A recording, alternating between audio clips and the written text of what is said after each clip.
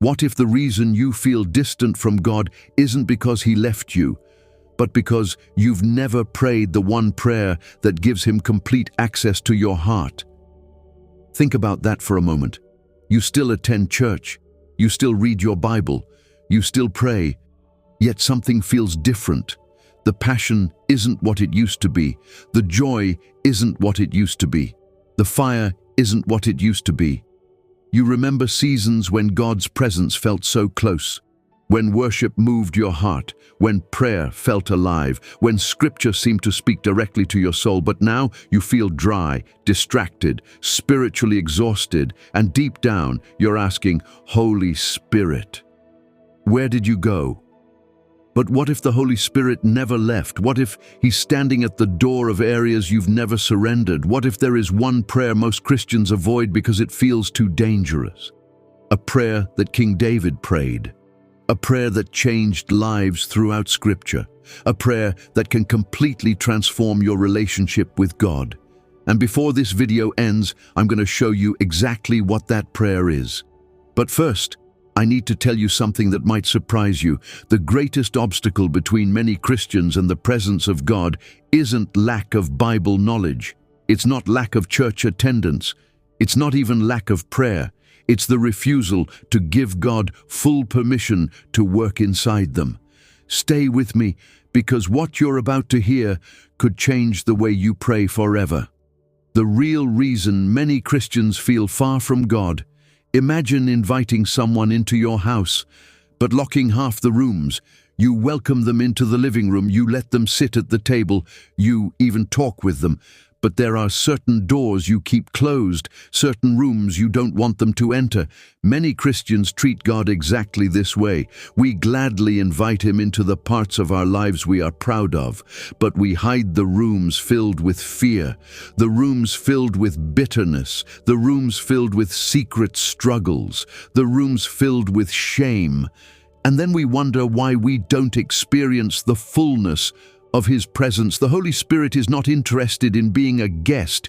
He desires to be Lord, not over part of your life, over all of it. And that's where the struggle begins, because surrender sounds beautiful until God starts touching the things we don't want to give up. Maybe it's a relationship, maybe it's an addiction, maybe it's pride, maybe it's control, maybe it's a wound you've carried for years. The Holy Spirit knows exactly where healing needs to happen, and because He loves you, He continually knocks on those hidden doors.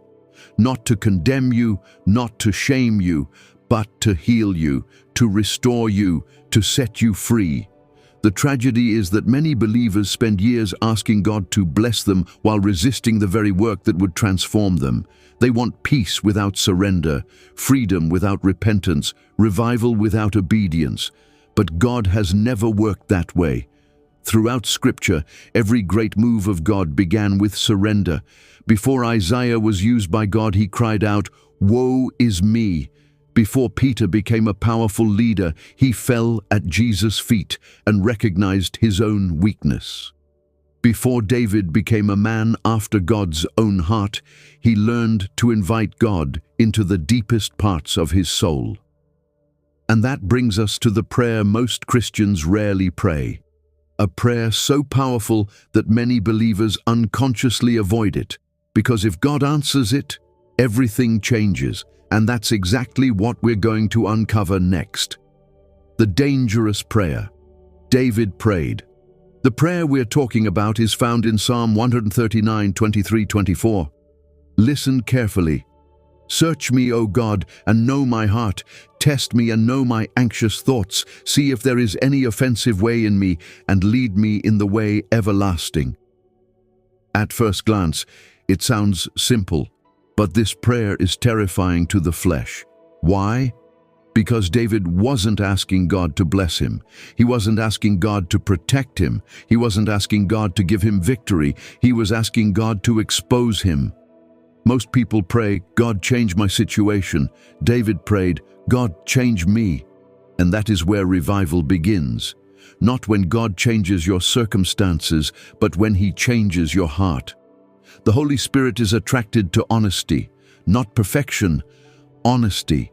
The moment you stop pretending and start surrendering, the Holy Spirit begins working in ways you never imagined. Why most Christians avoid this prayer? Let's be honest. Most of us don't want God to search every corner of our hearts, because we already know what He might find: the resentment, the pride, the hidden habits, the jealousy, the fear, the compromise. But here's the truth. What God reveals, He intends to heal. The Holy Spirit never exposes to destroy. He exposes to restore. Think about a skilled surgeon. A surgeon identifies the problem because healing cannot happen until the disease is found. The Holy Spirit does the same thing. Every conviction is an invitation to freedom. Every correction is evidence of love, and every uncomfortable truth is a doorway to transformation. The first sign. The Holy Spirit is drawing you back. Have you noticed a growing dissatisfaction with sin? Things that once felt normal suddenly bother you. Conversations feel empty. Compromise feels heavier. Your spirit becomes uncomfortable. That's not condemnation. That's conviction. And conviction is often the first sign the Holy Spirit is pulling you closer. The enemy condemns. The Holy Spirit convicts. Condemnation says, you are hopeless. Conviction says, this is not who God created you to be. One pushes you away from God. The other draws you toward Him. Maybe that discomfort you've been feeling is actually proof that the Holy Spirit is still pursuing you. The prayer goes even deeper. David didn't stop with, search me. He continued, know my heart. This is deeper than behavior. God doesn't merely address actions, He addresses motives. Many people focus on what they do. God focuses on why they do it. Sometimes anger isn't the real issue. The real issue is hurt. Sometimes control isn't the real issue. The real issue is fear. Sometimes pride isn't the real issue. The real issue is insecurity. The Holy Spirit doesn't just trim branches, He goes after roots. And when He heals the root, the fruit begins to change. The hidden blessing of surrender. Most Christians think surrender means losing something, but surrender is actually how you receive something greater. Abraham surrendered Isaac and received God's promise. Peter surrendered his plans and became a fisher of men. Paul surrendered his ambitions and changed the world. Every great blessing in Scripture was waiting on the other side of surrender. The Holy Spirit cannot fully fill hands that are tightly clenched around idols. He fills open hands. Surrender is not weakness, it is trust.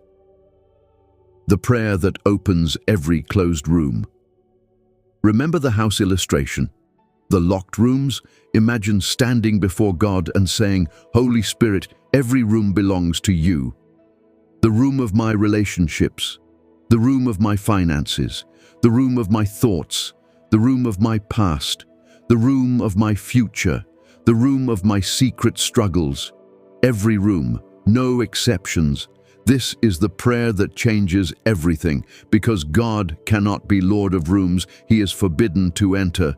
The moment you open those doors, healing begins. What happens when the Holy Spirit returns in power? When the Holy Spirit takes His rightful place, peace replaces anxiety, purpose replaces confusion, strength replaces exhaustion, hope replaces despair. You still face battles, but you no longer face them alone. The presence of God becomes real again. Prayer becomes alive again. Scripture becomes alive again. Worship becomes alive again, not because life becomes easy, but because God becomes central. The prayer. Most Christians never pray. So what is the prayer? Here it is. Holy Spirit, search me completely. Reveal anything that grieves you. Remove anything that dishonors you. Heal anything that is broken in me. Lead me wherever you want me to go. No matter the cost, my answer is yes. That last part changes everything. My answer is yes. before you know the destination, before you understand the plan, before you see the outcome. Yes, this is the language of surrender. This is the language of trust. And this is the language the Holy Spirit responds to, your moment of decision. Right now, there are two kinds of people watching. Some will hear this message and move on, but others feel something stirring deep inside them. You know God is speaking to you. You know there are doors you've kept closed. You know there are areas that need surrender. And today, the Holy Spirit is inviting you back. Not tomorrow, not next week, today. The question is simple. Will you let Him search you? Will you let Him heal you? Will you let Him lead you? Because revival doesn't start in a church building. Revival starts in a surrendered heart. Let's pray together. Father, in the name of Jesus, we come before you with humble hearts. Search us. Reveal anything that is separating us from you. Expose every hidden wound, every hidden fear, every hidden sin. Holy Spirit, take your rightful place in our lives. Fill every room of our hearts with your presence. Break every chain, heal every wound, restore every broken place. Teach us to trust you completely, and from this day forward, may our answer be yes to your will, yes to your purpose, and yes to your leading. In Jesus' mighty name, amen. If this message spoke to your heart, don't leave without taking a step of faith. Right now in the comments, type, Holy Spirit, take your rightful place in me. Let that be your declaration before God today. And if you know someone who feels far from God, share this video with them. They may be one prayer away from experiencing God's presence again. Subscribe to God's Living Voice for more biblical encouragement, Holy Spirit guidance, and messages that strengthen your walk with Christ. And remember, the Holy Spirit has not abandoned you. He is still calling you, still pursuing you, still waiting for your surrender. And when you open every door to Him, everything changes.